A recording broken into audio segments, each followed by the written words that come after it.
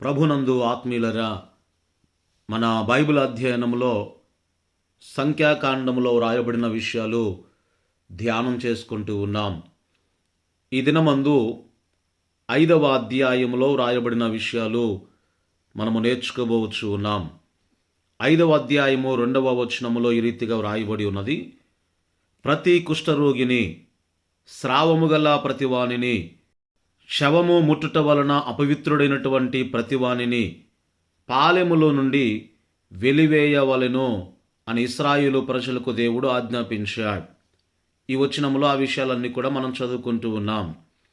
కానీ జాగ్రత్తగా మనం గమనిస్తే నిర్గమకాండము 15వ అధ్యాయము 26వ వచనములో మిమ్మును స్వస్థపరచు యెహోవాను నేనే అని దేవుడు వాగ్దానం చేశాడు. కాబట్టి ఇశ్రాయేలు ప్రజలకు ఎప్పుడు రోగం వచ్చినా వారు ప్రార్థించగానే స్వస్థత పొందారు అని కొంతమంది క్రైస్తవులు ఊహించుకొని కొంతమంది బోధకులు కూడా అలా బోధించడము ఇది చాలా విచారకరం. కానీ ఇది ఏమాత్రం కూడా సత్యం కాదండి. స్వస్థపరచబడకుండా పాలెము బయట ఉంచబడినటువంటి కుష్ఠరోగుల గురించి ఈ భాగములో ఇక్కడ మనము చదువుతూ ఉన్నాం. వారిని పాలెము బయటకు పంపించవలసిందే అని స్పష్టముగా బైబిల్లో రాయబడి ఉన్నది. దేవుడు మరి వారిని స్వస్థపరచగలడా అంటే ఖచ్చితంగా స్వస్థపరచగలడు. కానీ ఆయన అలా చేయలేదు. వారిని పాలెము బయటకు పంపించమని దేవుడు వారికి ఆజ్ఞాపిస్తూ ఉన్నాడు. దేవుడు కొన్ని సందర్భాల్లో ఆయన స్వస్థతకు అనుమతినిస్తాడు, కొన్ని సందర్భాల్లో స్వస్థతకు అనుమతిని ఇవ్వకపోవచ్చు. ఆ విషయాన్ని మనం అందరం కూడా ఖచ్చితంగా ఒప్పుకోవాల్సిందే. మనము శరీర స్వస్థత గురించి మాట్లాడుతూ ఉన్నప్పుడు యథార్థముగా, వాస్తవముగా మనము మాట్లాడాలి. మనము దేవుణ్ణి ఒక సిద్ధాంతానికి కట్టివేసి దేవుడు విశ్వసించినటువంటి వారందరినీ కూడా స్వస్థపరుస్తాడు. ఇక మిగతా వారికి, రోగం ఉన్న వారికి విశ్వాసం లేనందున వారు రోగులుగానే ఉండిపోతారు అని ఏమాత్రం కూడా మనం చెప్పలేము. ఇటువంటి వాస్తవము లేనటువంటి అభిప్రాయానికి కట్టుబడి ఉన్నవారు తమ సంఘాల్లో ఉన్నటువంటి అనేక మంది మరణాలకు ఆ బోధకులు కారణమవుతున్నారు అని దైవచనుడిగా మీకు తెలియచేయచ్చు ఉన్నాను. కొన్ని సంఘాలు మనం చూస్తూ ఉన్నాం. జ్వరం వచ్చినా లేకపోతే ఏదైనా బలహీనత వచ్చినా టాబ్లెట్స్ వేసుకోవద్దు, హాస్పిటల్కు వెళ్ళవద్దు అని బోధించేటువంటి బోధకులు కూడా కొంతమంది ఉన్నారు. ప్రత్యక్షత వలన కాకుండా తర్కము వలన జీవించేటువంటి వాస్తవము లేని క్రైస్తవులు లేదా వాస్తవము లేనటువంటి బోధకులు ఎన్నో అవివేకమైనటువంటి పనులు చేస్తూ ఉన్నారు అని దైవచనుడిగా ఈ సందర్భాన్ని బట్టి మీకు తెలియచేయచ్చు ఉన్నాను.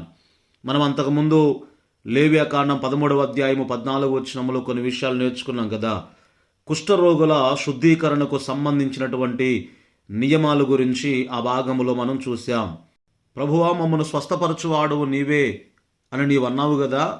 ఈ కుష్ఠరోగిని స్వస్థపరచు, మేమతని పాలెము బయటకు పంపించము అని ఇశ్రాయేలులు దేవుని వారు శాసించలేదండి. కానీ ప్రభువు అతనిని పాలెము బయట ఉంచమని వారితో చెప్పాడు. కాబట్టి ఆ వ్యక్తిని పాలెము వెలుపట ఉంచినట్లుగా లేఖన భాగములో మనం చూస్తూ ఉన్నాం. మనలను మనము తగ్గించుకొని అనేక సందర్భాల్లో దేవుడు స్వస్థపరచడు అని ఒప్పుకోవడము మంచిది. దానికి కారణము ఆయనకు మాత్రమే తెలుసు, అది మనకు తెలియదు అని దైవచనుడిగా ఈ సందర్భాన్ని బట్టి మీకు తెలియచేస్తూ ఉన్నాను. మిమ్మును స్వస్థపరచు యెహోవాను నేనే అని దేవుడు చెప్పినప్పటికీ యేసుక్రీస్తు వారు స్వయంగా లూకా శుభవార్త 4వ అధ్యాయంలో 27వ వచనములో ఒక విషయాన్ని తెలియచేస్తూ ఉన్నాడు. దీన్ని జాగ్రత్తగా మనం గమనించాలి. స్వయంగా యేసయ్య పలికిన మాట. ప్రవక్త అయినటువంటి ఎలీషా కాలంలో ఇశ్రాయేలు ప్రజల్లో అనేక మంది కుష్ఠరోగులు ఉన్నప్పటికీ ఎవరు కూడా స్వస్థత పొందలేదు అనే మాట ఆ భాగంలో మనం చూస్తూ ఉన్నాం. బైబిల్ చాలా వాస్తవమైనదండి. తమకు నచ్చినటువంటి వచనాలను నొక్కి చెప్పేవారు దారి తప్పిపోతూ ఉన్నారు. ఆ విషయాన్ని మనమందరము కూడా గ్రహించాలి. మనము దారి తప్పిపోకుండా ఇతరులను తప్పు మార్గంలో నడిపించకుండా ఉండాలి అంటే దేవుని వాక్యాన్ని జాగ్రత్తగా మనము అధ్యయనం చేయడానికి అంకితమైపోవాలి అని దైవచనుడిగా ఈ సందర్భాన్ని బట్టి మీకు తెలియచేయచ్చు ఉన్నాను. ఇక ఈ సంఖ్యాకాండము 5వ అధ్యాయములో 11వ వచనము నుండి 31వ వచనము వరకు వ్రాయబడిన విషయాలు జాగ్రత్తగా మనం చదివినప్పుడు ఒక అపనమ్మకముగా ఉన్నటువంటి భార్యలో ఉన్న పాపాన్ని దేవుడు ఎలా బట్టబయలు చేస్తాడో ఈ భాగములో మనం చదువుతాం. ఒక పురుషుని భార్య వ్యభిచారం చేసినట్లయితే ఆమె యాజకుడిచ్చినటువంటి ప్రత్యక్ష గుడారము నేల యొక్క ధూళి కలిపి ఉన్న నీళ్లు త్రాగినప్పుడు ఆమె కడుపు ఉబ్బునట్లుగా, ఆమె నడుము పడునట్లుగా చేయుట ద్వారా దేవుడు ఆమె పాపమును బయటపెట్టును అని ఈ వచనాల్లో మనం చదువుతూ ఉన్నాం. కానీ అపోస్తుల కార్యముల గ్రంథములో 5వ అధ్యాయములో క్రొత్త నిబంధనలో మనము గమనించినప్పుడు అననీయ సప్పీరాలు రహస్యముగా చేసినటువంటి దానిని దేవుడు బయటపెట్టాడు అని మనం చూస్తూ ఉన్నాం. మరి అక్కడ బయటపెట్టడానికి, కొత్త నిబంధనలో బయటపెట్టడానికి తేడా ఏమిటంటే, కొత్త నిబంధన క్రింద పరిశుద్ధ జలము చేత కాకుండా పరిశుద్ధాత్మ చేత పాపము బయట పెట్టబడును అనే లేఖన భాగములో మనం చూస్తూ ఉన్నాం. అంటే ఆత్మ ఇచ్చేటువంటి వివేచన ద్వారా పేతురు మానవ అతీతంగా అననీయ సప్పీరాలను బయటపెట్టాడు. అంటే వారి పాపములను బయటపెట్టాడు. ప్రజల యొక్క నిజమైనటువంటి ఆత్మీయ స్థితిని చూడగలగడానికి మనమందరము కూడా ఆత్మ వివేచన కలిగి ఉండడము చాలా ప్రాముఖ్యమైన విషయము అని దైవచనుడిగా మీకు తెలియచేయచ్చు ఉన్నాను. ఇక సంఖ్యాకాండము 6వ అధ్యాయము 1వ వచనము నుండి 21వ వచనం వరకు మనం చదువుకుంటే నాజీరును గురించిన విషయాలు అక్కడ రాయబడి ఉన్నాయి. నాజీరు అవ్వడానికి చేసుకున్నటువంటి మొక్కు గురించి ఈ భాగములో మనం చదువుతాం. నాజీర్ అవ్వడానికి స్వచ్ఛందంగా ఎవరైతే మొక్కుకుంటున్నారో వాడు కొంతకాలం పాటు ప్రభువుకు పూర్తిగా అంకితమైపోతాను అని మొక్కుకుంటాడు.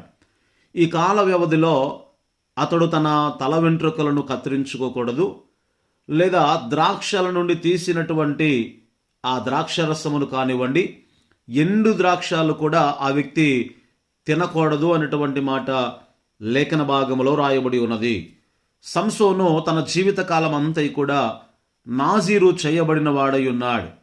సంసోను తన బలమును 2 విధాలుగా పోగొట్టుకొని ఉండవచ్చు అని మనం ఇక్కడ చదువుతాం. ఒకటి, తన తల వెంట్రుకలు కత్తిరింపబడుట ద్వారా. రెండవది, ద్రాక్ష రసమును త్రాగుట ద్వారా. అతని బలము అతని తల వెంట్రుకలలో లేదు గాని అతని సమర్పణలో ఉన్నది అనే విషయాన్ని మనమందరము కూడా గ్రహించాలి. ఈ సమర్పణ అతడు ఈ 2 విషయాలు చేయకున్నట్టులో కనబడుతూ ఉంది. ఈ రెండిటిలో అతడు ఏది చేసినా కూడా తన బలాన్ని అతడు పోగొట్టుకుని ఉండేవాడే. కానీ యేసుక్రీస్తు వారు అలాంటి నాజీరును ఆయన అనుసరించలేదు. ఆ విషయాన్ని మనమందరం కూడా గ్రహించాలి. యేసుక్రీస్తు వారు ద్రాక్షరసమును సేవించినట్లుగా క్రొత్త నిబంధనలలో మనం చూస్తూ ఉన్నాం. అది నిల్వ ఉంచినటువంటి ద్రాక్షరసము కాదు అనే విషయాన్ని మనమందరము కూడా గ్రహించబద్దులమై ఉన్నాం. మిగతా విషయాలు మరుసటి ధ్యానములో మనము ధ్యానం చేసుకుందాం. దేవుని కృప మనందరికీ తోడై నడిపించును గాక. ఆమేన్.